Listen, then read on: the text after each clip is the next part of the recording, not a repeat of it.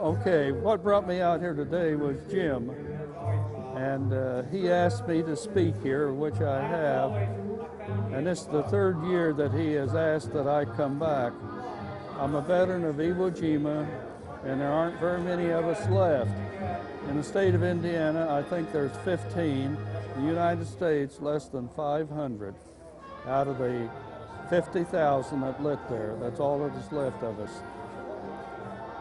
And they asked me to come down and speak, and I have, and I keep telling Jim this. I'm sure they're getting tired of me, so we should quit. And he says, no, keep coming. So that's the reason I came back, was to help him. Could you tell me a little bit about what you can about your experience in World War II?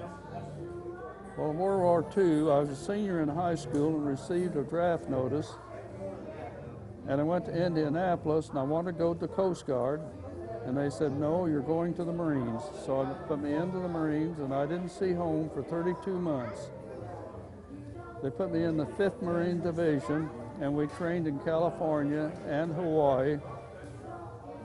Then we headed to Iwo Jima, and on February the 19th, 1945, we hit Iwo, and we lost 7,000 killed there and 19,000 injured.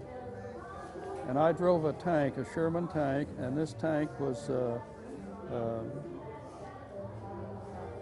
I had my problems with it, of course, with landmines and so on. And I'm very fortunate that I got through. I felt I was very fortunate. I didn't think I would. I didn't think we'd live to come through it, but we did, some of us. So anyhow, it was an experience. I enjoyed the tank duty. I really did. Being a driver, I enjoyed that part too. And it hurt me when we hit Japan. When we come off of Iwo, they took our old tanks and gave us new ones. And when we moved from there to Japan, it was combat loaded, and that was in 1945. September of 45, we went ahead and hit because the armistice had been signed. They signed the armistice, and we didn't have to fight. They took the tanks away from us and dumped them out in the ocean. 52 of them, and the cost of them was $85,000 per tank, and that killed me.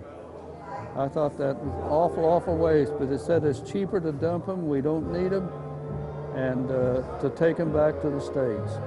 When I first became scared was when the LSM pulled us into the banks, and the ramp went down, and I didn't know how deep the water was. I knew how much the tank would stand without going under, and I knew if it was going in too deep that we would drown. We hit the beach then, and I was scared, I'll be honest with you. And I was scared all the way through on the operation. I won't lie to anyone and say I wasn't, I was. I think that anyone said they wasn't scared would be lying. Wasn't thinking too much about that as I was back home. I hadn't seen home for a long time, and we didn't get furloughs back then. And in fact, I was gone 32 months without seeing home. And when you're a young boy like that, it's a long time. I will tell you this, when we hit Iwo, I couldn't really kill anyone. 15 minutes there, and I could have killed every Japanese I saw. But they were all underground. They had 17 miles of tunnels, and they were underground. We couldn't see them. But I hated the Japanese then.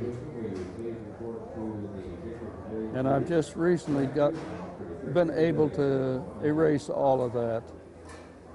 My general told me this when I was over at Guam, and I said something about, he said, we're going to renew our friendship with them, and I said, sir, I don't remember any friendship. He said, it's time you get over that. We're friends with them now, and we're going to make friends. So I had to make friends with the Japanese, but I hated them before. I feel I'm grateful to still be here because I never thought I would be.